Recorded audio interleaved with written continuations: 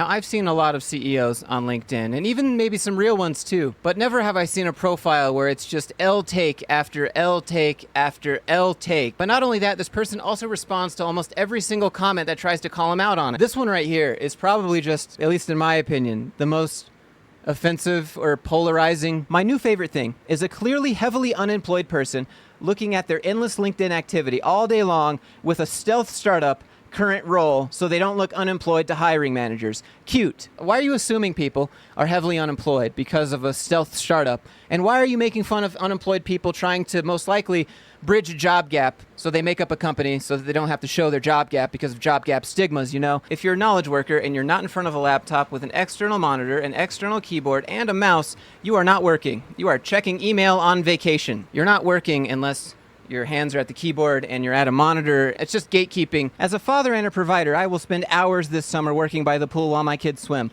Call it what you want, but I call it how the world works now. You do you, as long as everything's getting done, right? Not here. I don't think this will age well. As a leader, I would never model that behavior to my staff. I bet you're really fun at parties. You think this dude even gets invited to parties? He'd probably reject them in the name of hustle and then post on LinkedIn about it. This is satire, right? Which part? The women working out of a pool or the claim that knowledge workers should work out of a workstation that is aligned to their job requirements? Sergio gets it. We're picking up what you're putting down. Perhaps learn how to manage your time better. When you die, no one's going to remember how often you were checking emails. Why even post this BS? Because there's an army of people like you trying to encourage people to be lazy and half-assed. You know, there's more to life than working in an office. And I really hope that you can find that out too one day. But the beef just keeps going. Michael throws some heat here. He says, there's an army of wannabe LinkedIn lunatic influencers like you advocating work before home life. At the end of the day, you're a number on a spreadsheet. Expendable. Act accordingly, right? If you don't own the business, that's the reality. He says some people are content to be mediocre. Those who aren't need examples to follow. And Michael just hits him back with the, and you're not one of them, LOL. Get over yourself, bro. You're not that important. Michael, I think there are some people who need to be affirmed in their mediocrity over on LinkedIn lunatics. Run along. Someone said this was posted on LinkedIn, and he responds, not surprising. You mean the place where a bunch of people who should be doing actual things waste their days and lives not doing the things they should be doing? What are you doing right now, responding to this post? Shouldn't you be doing things and not wasting your days? I'm sure most of us could relate to some of these posts if there was just even a little bit of nuance. Here's another example of what I mean. A common objection and negativity regarding work from home for junior sales staff is, what, you don't trust them? No, of course I don't. No manager does or should. These folks are brand new to 8-hour days and having to focus on frequently unpleasant tasks. Learning to buckle down in the face of distractions and emotional urges to do something else is hard. It's a skill to be learned. Doing it side by side with peer accountability, encouragement, and managers nearby is good, actually.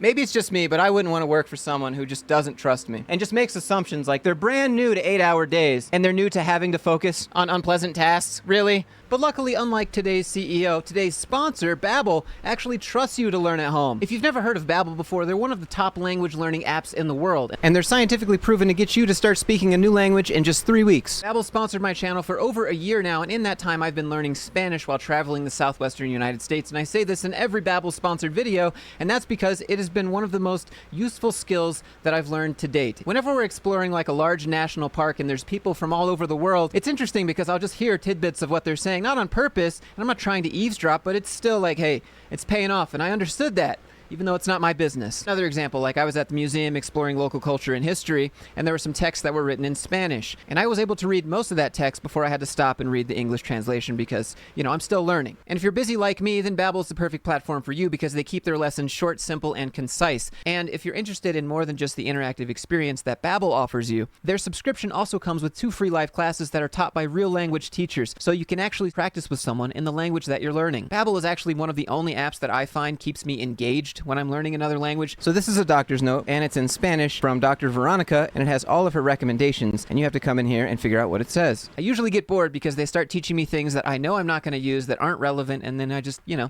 stop. And you can pretty much do them anywhere, like even in the drive-thru if you want. You can just keep learning at your pace and on your own. So if you're interested in learning another language and proving to the CEO that you can in fact learn on your own, click my link down in the description and you'll get 60% off your subscription. Thanks again to Babbel for sponsoring today's video. Jumping back to the post here though, if we take a look at Landon, he's the only one with a reasonable take. Why are you hiring people so green? They need their handheld. I don't get why you keep trying to double down. It's just a weird flex to fixate on this when your own company isn't even hiring reps. It's like he takes it personally. personal. I would love to continue to take management lessons from someone who seems to lose their sales job every 6 to 18 months. Please tell me more. Do you have a newsletter? Like, bro, my favorite thing is when I get management advice from someone who's never managed any reps and seems to rotate through jobs every 9 months and seems to think it's career-enhancing behavior to pick fights on LinkedIn. All of these things scream excellent judgment. Cool.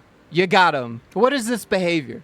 You literally showed up uninvited to talk trash and whine. Did you want a fruit basket? I was enjoying my day, and then this chronic complainer showed up. I mean, that sounds like a you problem, really. You didn't have to go to this person's LinkedIn page and say, what happened to your sales job for, like, what, for everyone else to see? Do you feel like you got them? It's just, what's that flavor? It tastes like boot. Absolutely. It's how you learn and grow. Anyone thinking that it's a good idea to let an inexperienced sales rep work from home day one is living in cloud cuckoo land. Trust needs to be earned. Had I been work from home when I started out at 19, I'd have ended up on my Xbox and missing Target. That's you. Boot flavors back. As a mom to 3 20-somethings, I support this message. And then I guess this is an attempt to be self-aware. Careful, Elizabeth. You'll get called a boomer or something. Unpleasant truths aren't welcomed on LinkedIn.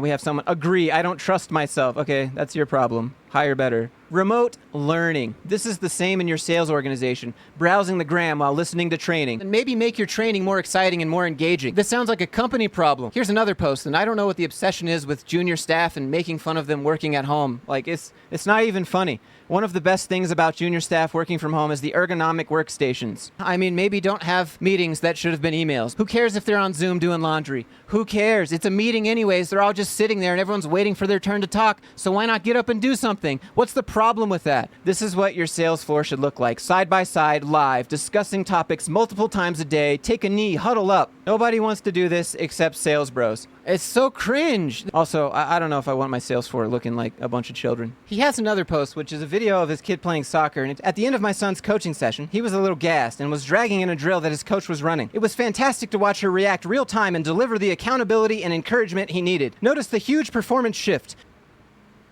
I feel bad for this kid.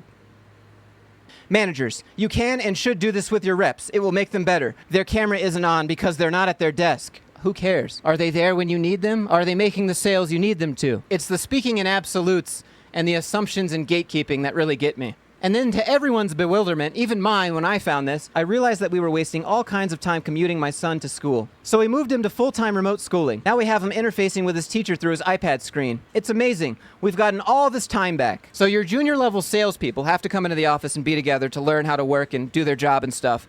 But your junior level son can go to school completely remotely on his iPad, and that's just fine. One is actually in grade school, and the other people are grown adults. Having hosted a 90-minute whiteboarding session with 2 colleagues, I can attest that digital whiteboarding solutions are probably 10x worse than live. But your son can go to school fully remote on his iPad and whiteboard with his teacher on there, right? Not for grown adults. It's totally different. Oh man, I feel bad for this employee. I just moved my desk to sit in a different row. I now sit next to one of our senior sellers. Our frequency of interaction jumped 10x just from moving a single row. Now imagine ineffective Slack typing and scheduled Zooms adding far more friction than a single desk row. But you have to commute through all of the friction to get to that single desk row. You know that commute that you no longer participate in when it comes to your son's schooling? Yeah, that's the friction I'm talking about. People don't appreciate how much organic learning remote work destroys via frequent informal teaching. I get it, sometimes it's better to be in person, but when it makes sense, not for just subjective, people are lazy, your camera's not on because you're not at your desk. Oh wait, there's also this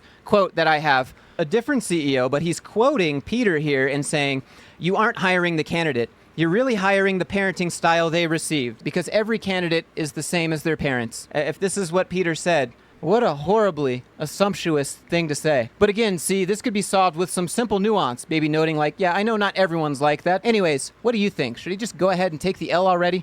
Let me know down in the comments below. And if you enjoyed this video, do me a favor, click that thumbs up button and subscribe to see me call out more corporate nonsense like this. And if you have anything you'd like me to show on the channel, you can email, Discord, Instagram, however you want to send it to me. The links for all that are down in the description. Oh, and thanks again to Babbel for sponsoring today's video. If you like what I do here on the channel, then go support the people that support what I do. Having said all that, I hope everyone's doing well, and I'll see you in the next one.